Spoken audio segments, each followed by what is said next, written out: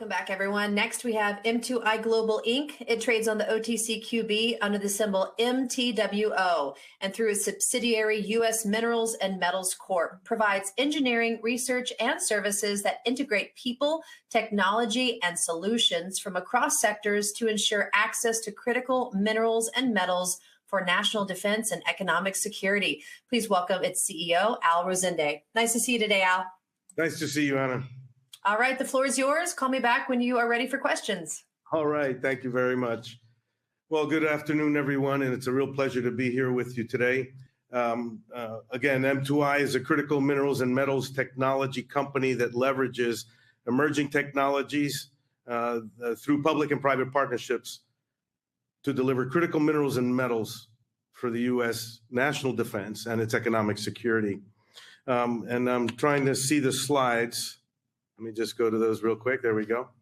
And so I'll take you, obviously, to the disclaimer and then begin the description of what it is that we're doing. I think we're all very much aware of what the challenges that we face in critical minerals supply chain flow to the United States. Unfortunately, the management, sourcing, in many cases, processing and refining are consolidated in a few countries that we can say are not necessarily our best friends. And we know what happened just looking at the pandemic and the impact on the supply chain. And we know that we could quickly find ourselves in serious trouble with that supply chain, the imbalance of those processing and so forth. And so what we really need is assured access for the U.S., its partners, and its allies to critical minerals and metals. And this is what we want to deliver. But at the end of the day, we want to start from the right end of the screen where we have assured access to those critical minerals and metals. And so we go to the left side of the screen, we see that we have expertise in engineering, in being able to manage those resources, and being able to provide services that will focus in on three major areas or lines of efforts, as we like to call them, in the scrap and recycling arena, because we need to make sure that we take advantage of everything that we've already produced and not just leave it sitting around, and make sure that we can return it back through a circular economical process to bring it back into fruition and bring it into service into industry. We also have a second line of effort that focuses on mining, processing, and refining. And we need to bring back the capability to be able to process and refine critical materials in onshore in the United States and in our allies and partners. And then we expect to really focus in on managing our government relationship and the relationships with the defense industrial base to make sure that we're delivering that resilient supply chain to them so that they can do what they need to do to ensure that we have our national defense and our national security well in hand, as well as being able to provide those critical materials in an uninterrupted fashion to our industrial base. And so we expect to be able to deliver that through, if we look to the right, the Strategic Mineral Reserve, and I'll talk a little bit about that. Most of you are very familiar with the National Defense Stockpile managed by the Defense Logistics Agency. And right now, it's really too small to really make the kinds of impacts that they need to do if there's a conflict or if there's a national emergency.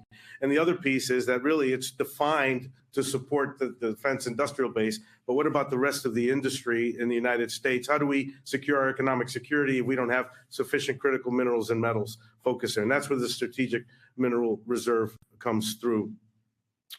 And so we also focused on technology and inserting technology into all of the processes that I previously mentioned. And we're really working hard with partnerships. And we talk about our ecosystem in a little bit, and we are expanding the collaborative effort across a series of companies in all of the different areas that can make an impact to having that resilient supply chain. And we expect to be able to focus in on private-public partnerships to deliver that supply chain. And so what we want to get to is at the right end of the screen is really being able to deliver that assured access to those critical minerals. So how are we going to do it? We talked about three lines of effort, and this is our scrap and recycling effort. And really our strategy is to go after, acquire, and consolidate a series of what we would call small to medium-sized scrap and recycling yards. They're really available there for the taking, if you will, because many of these are family-owned enterprises. They've gone through 1, 2, maybe 3 generations, but by they get to the 3rd generation, they don't have a succession plan that will allow that particular company or enterprise to continue to operate.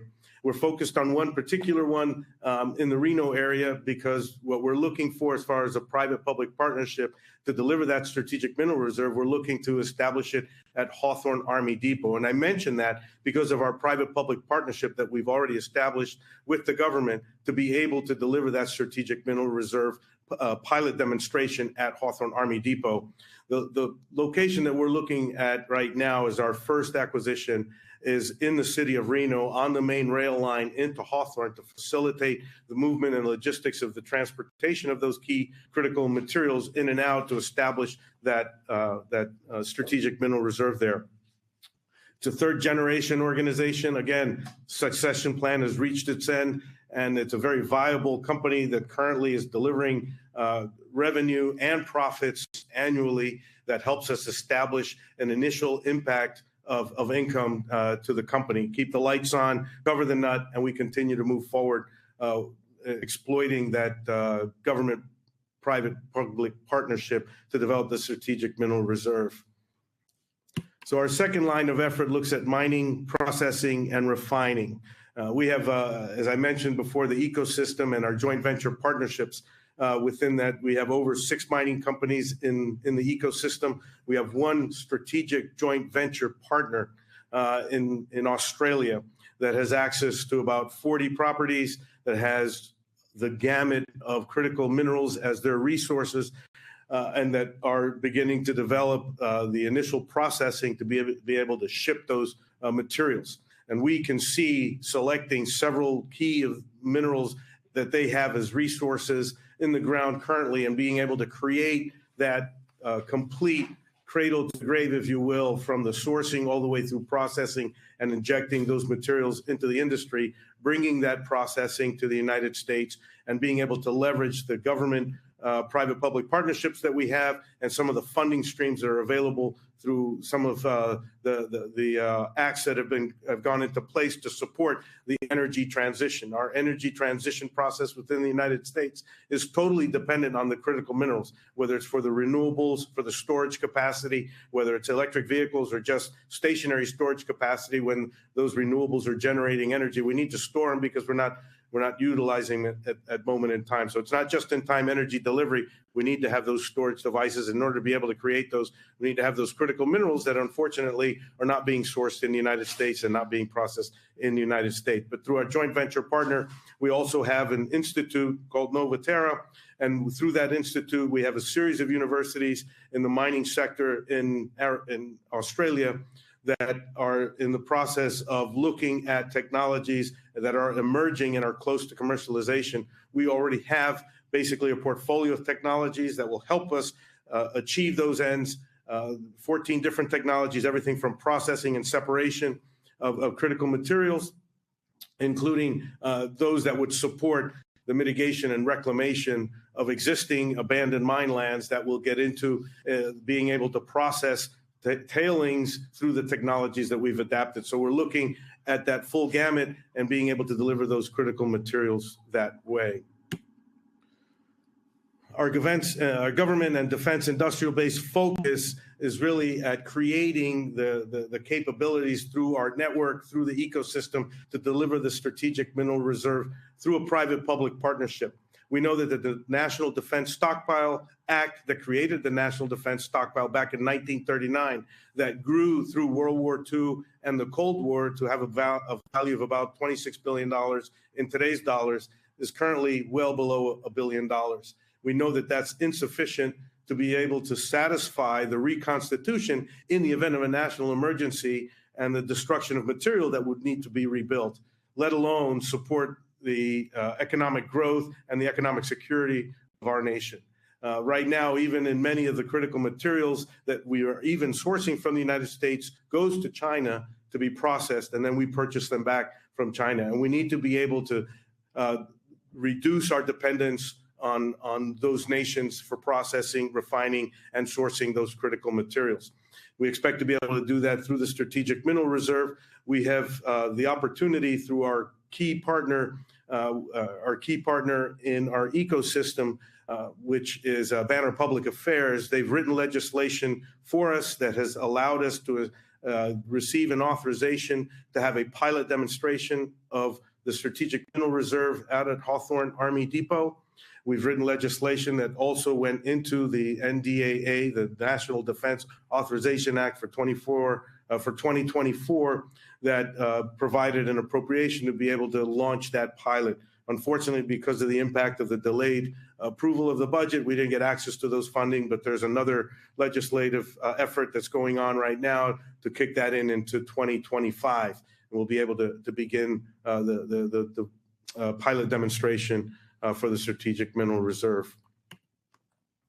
So that's it for M2i as far as the standard presentation. So Anna, I invite you to go ahead and open it up for questions. All right, thank you, Al.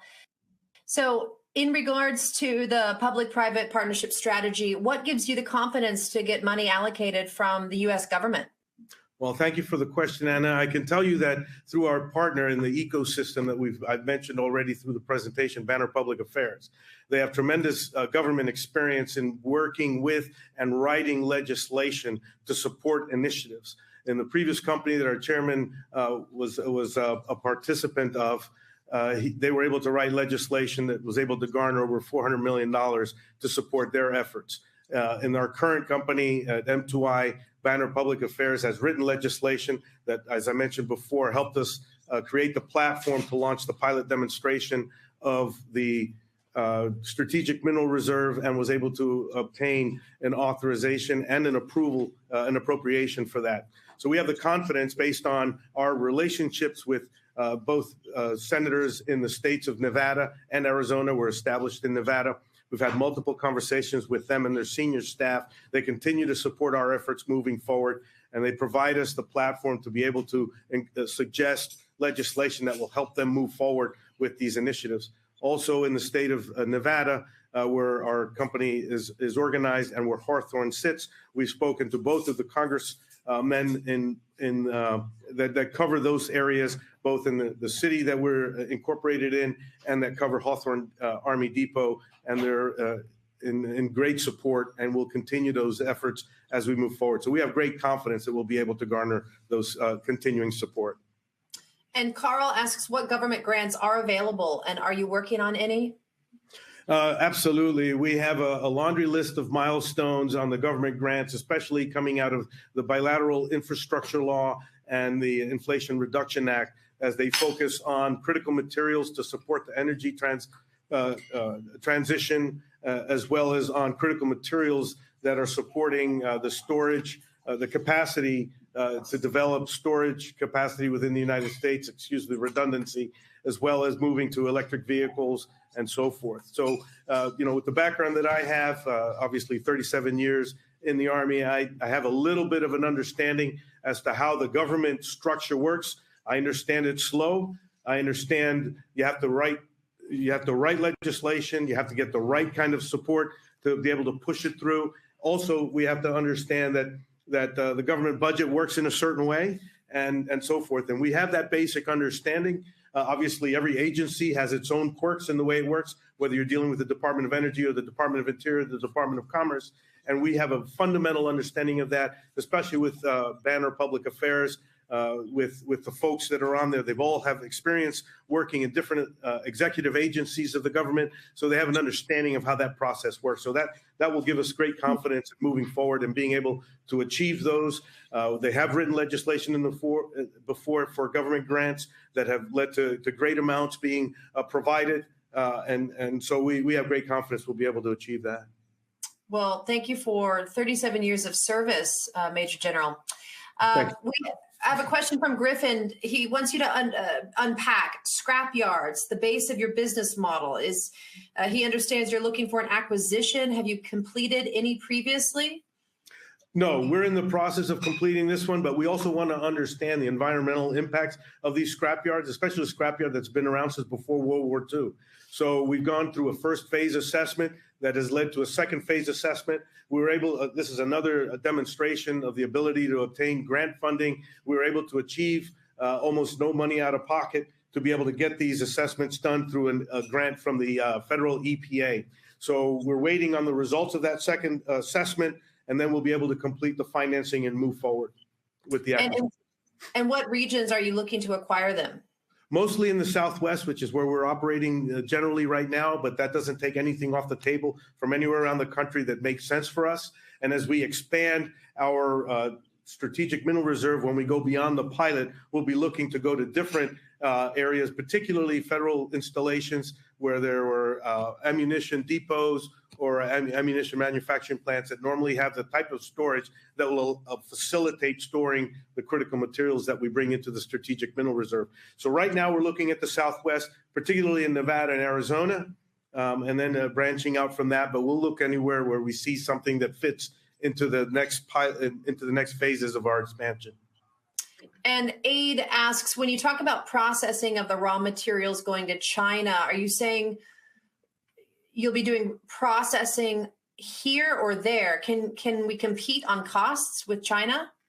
Well, thank you for the clarification. We know that that's a big challenge, especially when you look at mining industry across the table, is being able to compete based on some of the actions that are taken by China to be able to exercise some influence over pricing. But we believe that we can, utilizing our joint venture partners that are in other friendly nations, being able to compete on processing, and particularly in the United States. We'll be very, very particular onto which minerals we bring in and we process here, but we believe that we'll be able to deliver critical mineral processing for the minerals that we bring into the strategic mineral reserve without having to go to the nations that are not as friendly to us. But within the strategic mineral partnership, and I don't know if you're familiar with the strategic mineral partnership, there are 15 countries within the SMP, if I can use the acronym, that adhere to certain processing and ESG controls to ensure that those minerals are both sourced and processed utilizing acceptable methods to the United States and much of the Western world. And matter of fact, if we look at processing, I haven't mentioned the tagging and tracing acquisition that it's really important to it, because we'll be able to understand where every single mineral comes from its source. And it resides throughout the supply chain, this particular tagging and tracing technology, until it's injected into industry. So every industrial partner that utilizes any material that will be coming through the strategic mineral reserve will know exactly when and where it was sourced all the way through. And that's key to a lot of the nations, particularly if you look at the EU, if you look at the UK, the London Metal Exchange, they've all adopted specific requirements when especially you're talking about the 3TG metals, which are tin, tantalum, tungsten, and gold, to make sure that those are called conflict minerals, to make sure that we know and understand, even if they were sourced in areas of conflict, how they were sourced, to make sure that they're adhering to the accepted practices of the strategic mineral partnership. And that's a really key element to the government of being able to track that sourcing of the material. I hope that answers the question. Yes. Yeah. And with that, you can talk a little bit about the recently announced copper offtake agreement with NT Minerals. Can you talk about the significance of that? Sure. NT Minerals is another member of our ecosystem, if you will. That offtake in today's dollars is worth probably about $1 billion. We expect to begin to receive that offtake in 2026 to 2027. With the margins and the revenue and the profit that'll generate, we believe that just that one offtake alone will lead us to become a dividend company. And Octavio wants you to go over your acquisition plan from start to refining. Can you go over that? Okay, our acquisition plan from start to refining, and I imagine she means, I don't know if it was he or she, and I apologize. I think you're talking about sourcing the material, the acquisition of the material from sourcing all the way to processing. And so our plan is right now to be able to leverage the members of our ecosystem in terms of their processing capabilities and their refining capabilities, their initial beneficiation capabilities as that material comes out of the ground and makes it economically feasible to ship.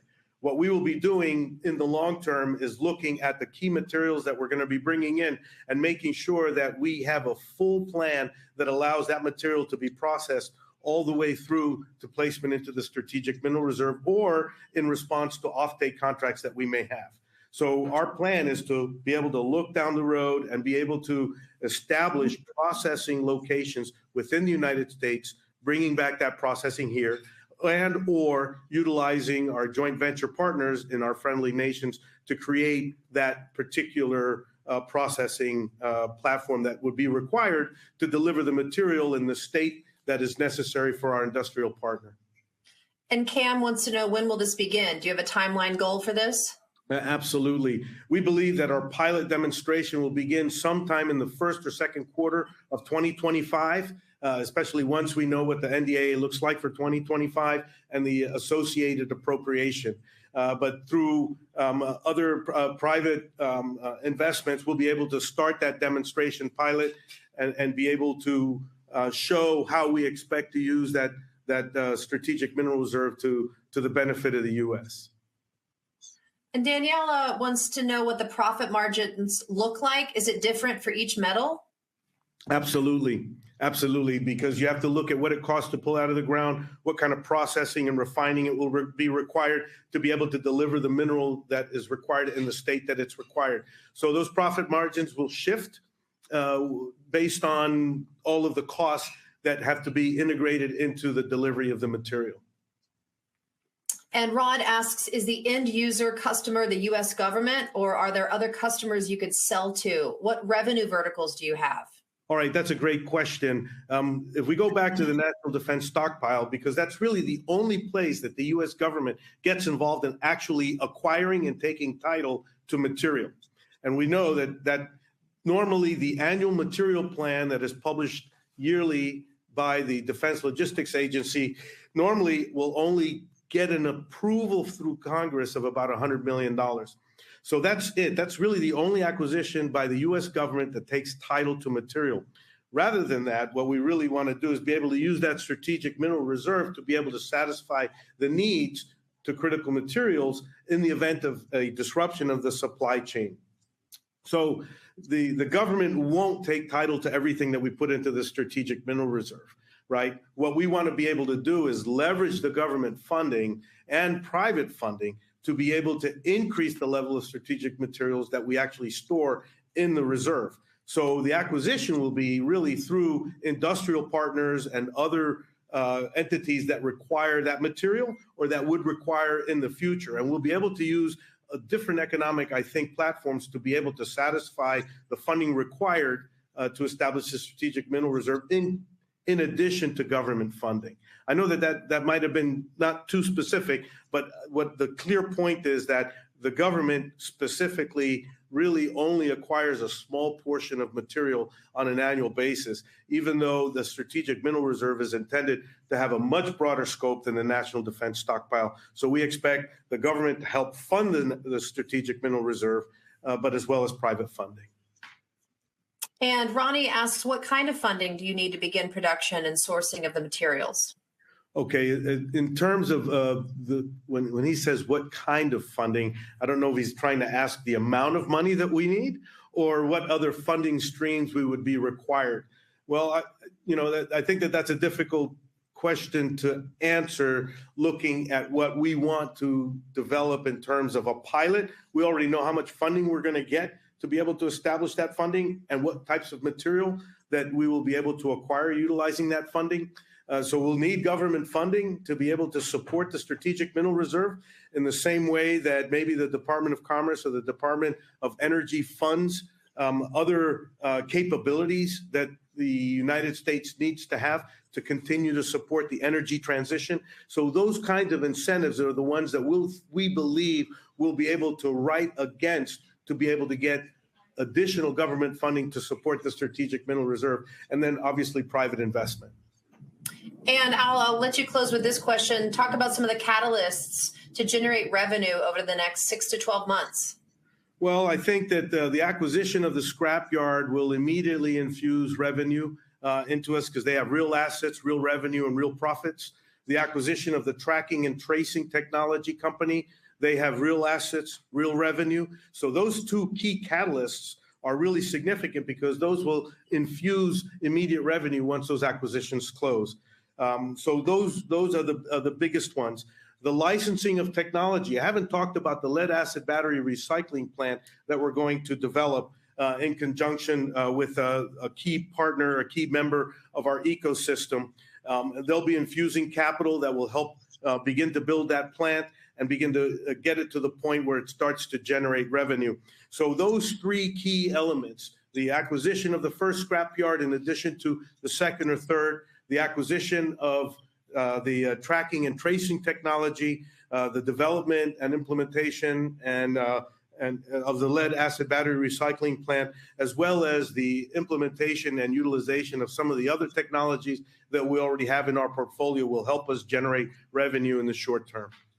Wonderful. Well, Al, do you have any more closing remarks for our viewers today? No, I appreciate their time. I hope that they take a strong consideration in this tremendous mission that we have in front of us and the vision we have for the Strategic Mineral Reserve. So thank you very much, Anna. Thank you. Great presentation. We definitely want to follow along with your journey, Al. Thank you very much, Anna. All right, everyone, stay with us. We'll be right back.